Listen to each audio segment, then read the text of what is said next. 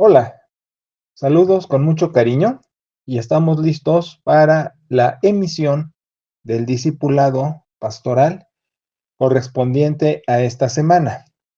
Estamos en la carta a los Romanos, el capítulo 4, versos del 13 al 25.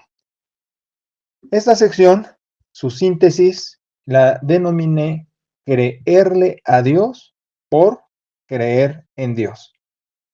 Lo común de la frase es hay que creer en Dios, pero el agregado hoy es mejor que creer en Dios, hay que creerle a Dios. Y es lo que vamos a ver en el pasaje.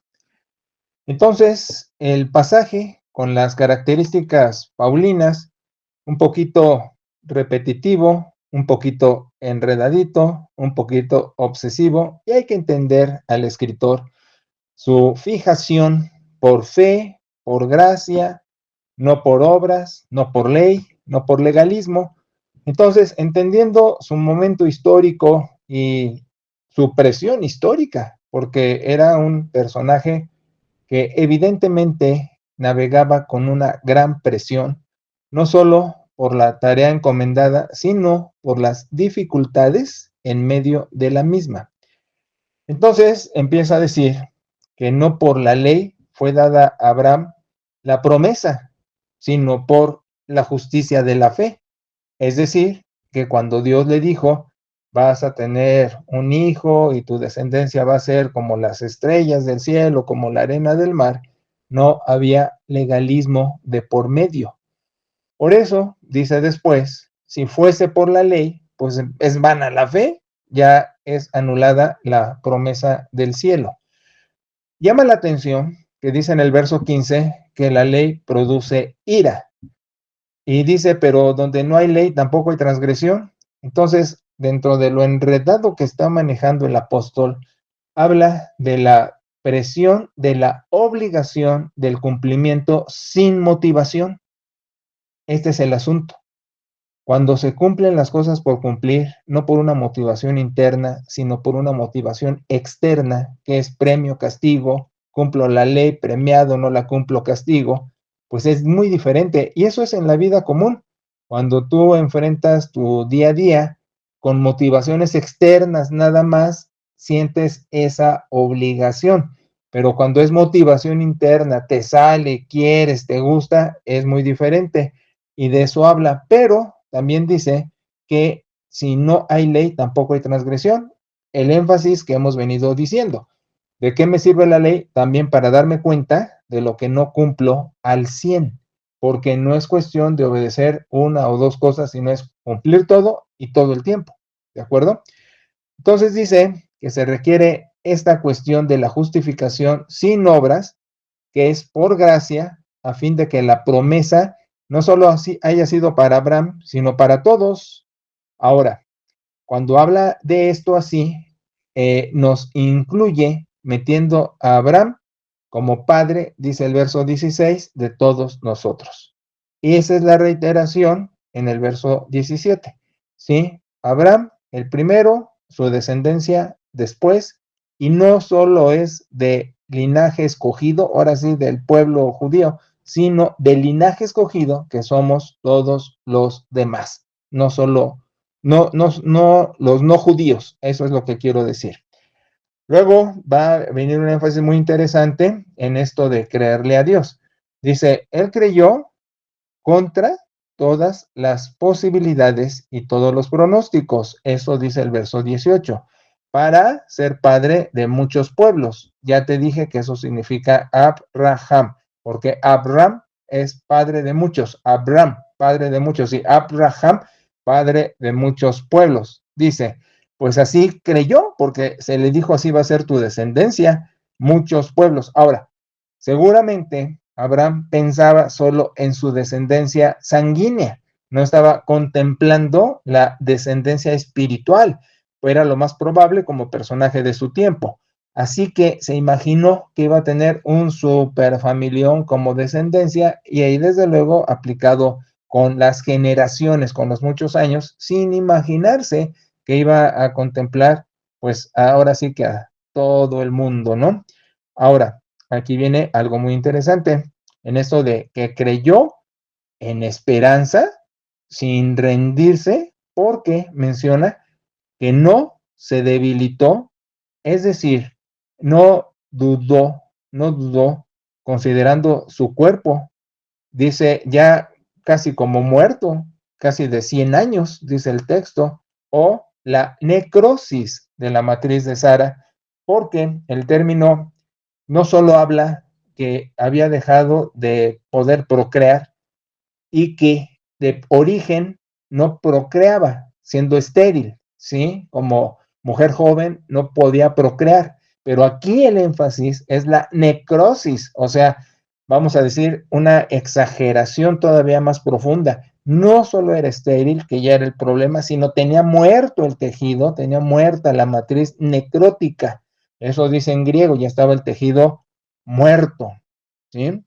Pero dice que no dudó, que no fue incrédulo de la promesa, sino que se fortaleció. ¿Cómo? Dándole gloria a Dios.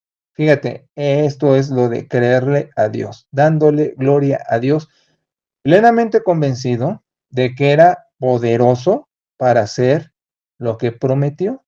Por eso, por eso mismo, entonces es contado por justo. Y no solamente a él, dice el verso 23, sino también a todos nosotros los que creemos que Dios levantó de los muertos a Cristo Jesús, quien fue entregado por la transgresión del mundo y resucitado para justificar a su creación. Entonces, fíjate qué padre lectura, qué padre enseñanza, que sí la sabemos, la conocemos.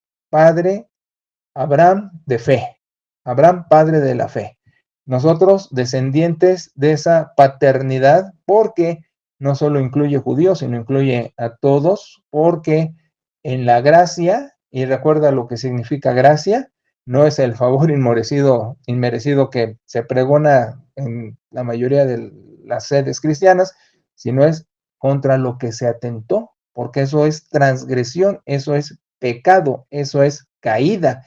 Por eso dice que nuestro Señor fue entregado por transgresiones. No es nada más la ocurrencia de alguna falta moral o luego mentiritas blancas, como se dice. No, fue la transgresión del ser humano, que eso es todavía más fuerte que hablar de pecado, como raza caída, voluntad corrupta, pecadores mortales. Entonces dice, aquí, como le cree a Dios lo que dijo, se fortalece creyéndole a Dios lo dicho.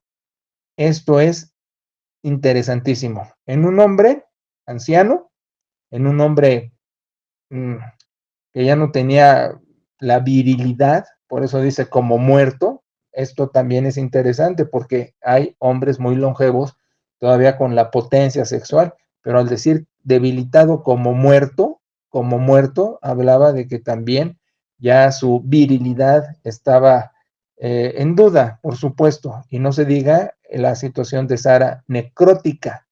Entonces, esta aplicación viene para nosotros ahora en dos caminos. Primero, la garantía, la seguridad de la salvación. Y a mí me gusta enfatizar salvación universal. Sí, la gracia en un mundo de pecado, el que no merecía el planeta, el amor, la misericordia, la generosidad divina, esta se expresa graciosamente, y entiendes cómo lo estoy manejando, no como un chiste, sino graciosamente ejerciendo gracia, la gracia de no el favor inmerecido nomás, sino de la dádiva en contra de lo que se había tentado, ¿sí? Y entonces estamos diciendo la iniciativa de parte de Dios y la injerencia divina entrando a esta creación para rescatarla. Y entonces la primera aplicación es, bueno, la seguridad de la salvación. Somos falibles, somos pecadores, tenemos buenos días, tenemos buenos ratos, hay momentos que nos sentimos pero bien consagrados, bien fuertes, hay momentos que no, Hay momentos que se aparece la tentación, hay momentos que somos débiles, hay momentos que caemos. Y recuerda lo que dice el libro de Santiago: si confesamos nuestro pecado, y esto recuerda, te lo he mencionado antes, decirle a Dios: estoy de acuerdo contigo, soy pecador. O como dice Pablo, lo va a decir en unos 2, 3 capítulos más adelante, eh, no quiero hacer lo que hago, pero lo hago, hablando de esta ley del pecado. Y yo lo ilustro como la ley de la gravedad. Si tú tienes un objeto en la mano y lo sueltas, se va para el suelo. La ley de la gravedad jala el centro de la Tierra a los objetos, por eso se caen. Entonces dice el apóstol: la ley del pecado, que yo ejemplifico como la ley de la gravedad. El hecho es que vamos a caer, no que querramos caer, dice Pablo ahí: no quiero, pero hago lo que no quiero. Caemos involuntariamente, pero te voy a decir otra: a veces caemos voluntariamente. El fruto del árbol en el Edén todavía es muy apetitoso y no necesitamos una Eva que nos lo sugiera, simplemente, o la serpiente atrás de Eva. Simplemente se nos antojan nuestros apetitos, por eso se llaman apetitos, apetitos carnales, pasiones, es como comer, tienes hambre y comes. Los apetitos carnales pues son lo visceral, nuestros instintos, la pasión, lo que pues a veces ahora sí que aflora y nos sale. Y a veces digo inconsciente y a veces muy consciente, por eso es transgresión. Fíjate que las palabras bíblicas para hablar de las faltas a Dios llevan escalón: pecado, transgresión, rebelión, iniquidad. O sea, cada una tiene un significado y ahí entramos todos. Por eso hay que medir el amor de Dios en Cristo, en esa obra magnánima, porque de veras no podríamos hacerla de ninguna otra manera si no fuera la intervención de Dios. Entonces, seguridad de salvación, porque aunque falibles, perfectibles, pecadores, le decimos al Padre: Señor, estoy consciente de que soy pecador y más de las veces me dejo llevar por mis instintos, por mis pasiones, por lo visceral, y soy un tipo transgresor, transgresor. Te fallo, mi Dios. Y se lo decimos de corazón y Él perdona en la preciosa sangre de Cristo. Es maravilloso. Te he de decir que empiezo mis oraciones diciéndole al Señor: soy pecador. Estoy de acuerdo contigo.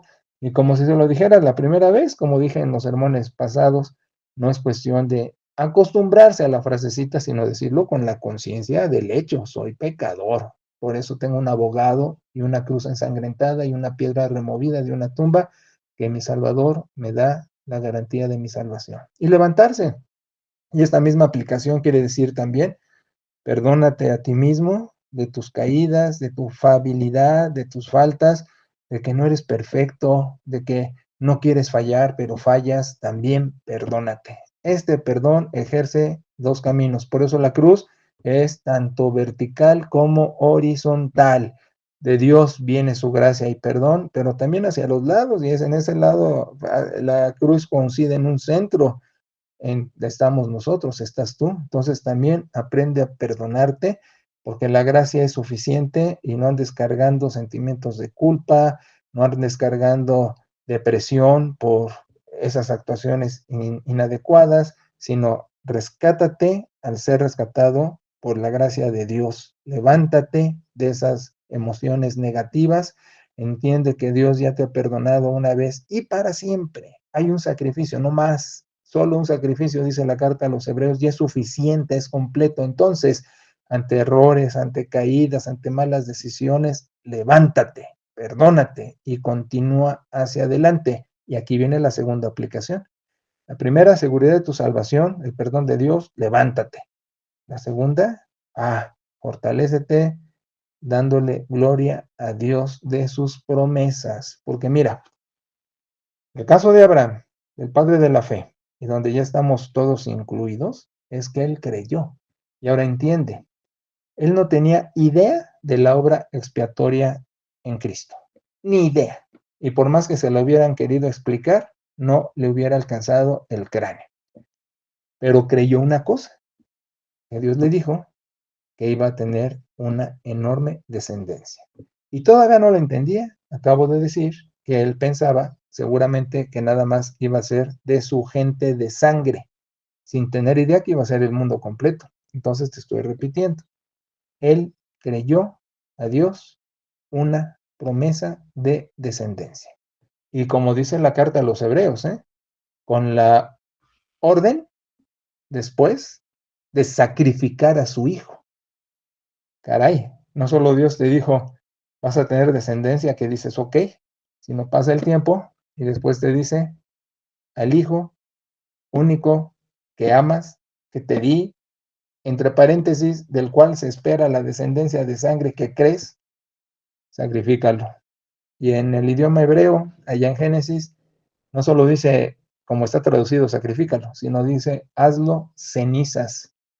Es una manera de que después de matarlo, lo quemes y suba sus cenizas al cielo.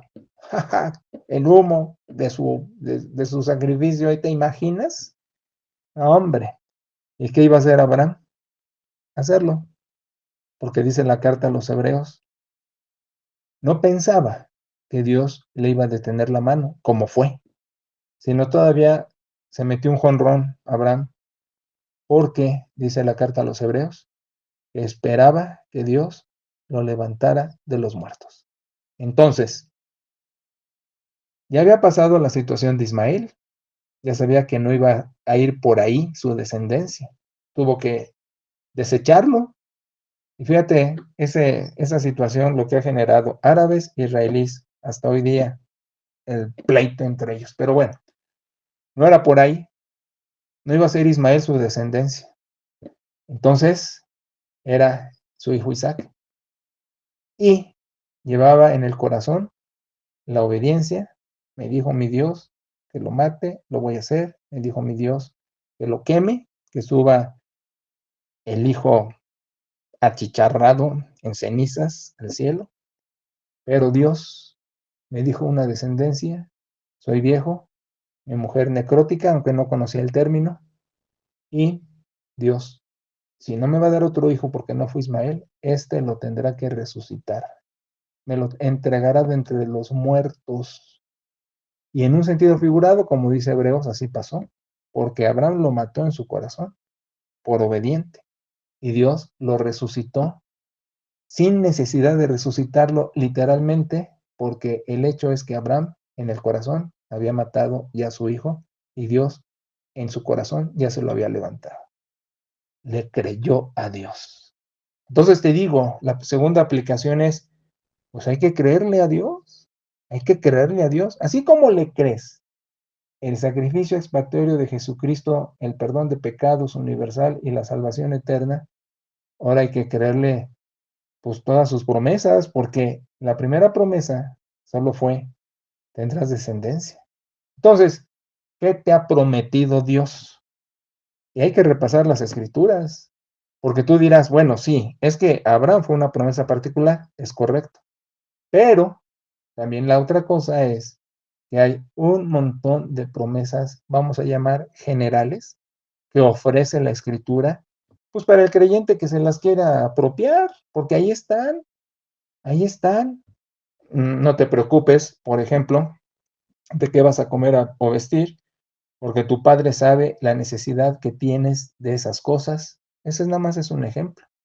Otro, aplicado al diezmo, a la ofrenda, dice el Señor, pruébame, y si no abriré las ventanas de los cielos. Fíjate, pruébame. Cuando uno duda de que nuestra economía sea solvente y si debe ofrendar o no, y ya recuerda lo que he mencionado de ofrenda, un porcentaje asignado sobre lo que recibes, que lo ideal sería que partiéramos del 10% porque ni siquiera cumplimos con eso. Agregarle puntos a eso y ofrendar de cada recibimiento de dinero, creyéndole que abrirá las ventanas de los cielos. Pero si dudo, pues si hubiera dudado Abraham no sacrifica a Isaac y no hubiera tenido la promesa de ese tamaño. Entonces ahora es, bueno, ¿le creo a Dios o creo en Dios? Le creo que si ofrendo de corazón, motivado, porque me ama porque es generoso, porque ya me ha dado, porque ya me ha dado. Me da las cosas que hasta el dinero no puede comprar. Y ofrendo de corazón, diciéndole, dependo de ti. Viene la promesa de que abre las ventanas de los cielos y derramará bendición hasta que sobreabunde. Qué promesa, ¿eh? Atada con la que acabo de mencionar, no te preocupes qué vas a comer o vestir. Tu Padre sabe la necesidad que tienes. Y así nos seguimos extendiendo a promesas, ¿eh? En paz me acostaré y dormiré, sin ansiedad. ¿Qué más dice? Por nada estés afanoso, si no sean conocidas tus inquietudes. ¿Qué más dice? Echa toda tu ansiedad sobre él porque él te sabe cuidar. Entonces, solo estoy mencionando una que otra, pero la escritura, por ejemplo, la otra, no temas porque yo estoy contigo, no desmayes porque soy tu Dios que te esfuerzo, siempre te ayudaré, siempre te sustentaré. Incluso todavía llega a mencionar, buscarás a los que tienen contienda contigo y no los hallarás, serán como nada los que te hacen la guerra. Fíjate, hay 15,000 promesas. 15,000 promesas. Bueno, estoy dando un número nada más por darlo, pero son mucho más que eso. Entonces, con tu lectura bíblica, subrayar Antiguo, Nuevo Testamento, en tu devocional, subrayar. Aquí ¿qué me promete mi Dios? Y entonces la aplicación práctica es, le creo, le creo. Todas las cosas son para bien para los que amamos a Dios. O sea, te digo, está plagado de promesas, subrayarlas, creerlas y estarlas masticando, permíteme el término, rumiando a lo largo del día y agarrándose de ellas. Como Abraham no se agarró de su cuerpo, que estaba ya no viril, débil, no se agarró de Sara, no puso los ojos en ellos, puso los ojos en Dios. ¿Te acuerdas cuando Pedro se empezaba a hundir porque vio el oleaje? Y Jesús le dice, hey, oligopistis, es decir, mijito que estás creciendo en la fe, échale para acá, pon tu mirada conmigo, no con los elementos. ¿Cuándo dejo de creerle a Dios? Cuando pongo los ojos en otras cosas, en los elementos, en las circunstancias, en las personas, en los dineros. ¿Cuándo dejo de creerle a Dios? Cuando veo mi fuerza, mi virilidad, la de mi mujer, la de mis hijos. Ahí ya no le creíste a Dios. Abraham rebasó su debilidad y la necrosis de Sara. Le creyó a Dios. ¿Qué hay que hacer? Exactamente lo mismo. Si aplicó para la salvación, ahora imagínate para todo lo demás. Poner los ojos en Dios, en sus promesas. Puestos los ojos en Jesús, dice el autor, el jefe, dice en griego, de la fe. Entonces, creerle a Dios, subrayar promesas, creerle a Dios, no ver tu fuerza, no ver tus recursos, no ver tu virilidad, no ver lo que tienes, no ver las cosas que crees que te puedes apoyar. Acuérdate que fe quiere decir descansar, quiere decir echarse, bataj en hebreo, me arrojo, como en Pedro dice, echa las cosas delante de Jesús porque Él te sabe cuidar, no tengas ansiedad. En fin, podría estar hablando de promesas y de promesas y de promesas, pero ya te toca a ti en tu lectura bíblica encontrarlas, subrayarlas y aplicarlas y decirle al Señor, de aquí me agarro, como Abraham se agarró de lo que le dijiste y lo bendijiste, yo me agarro de tus promesas y te creo, le creo, Señor, le creo, le creo, le creo, le creo. Subrayala y di, le creo, subraya la ID, te creo, subraya la ID, le creo a Dios, te creo Dios, te creo a Dios. No creas en Dios, créele a Dios. Amén.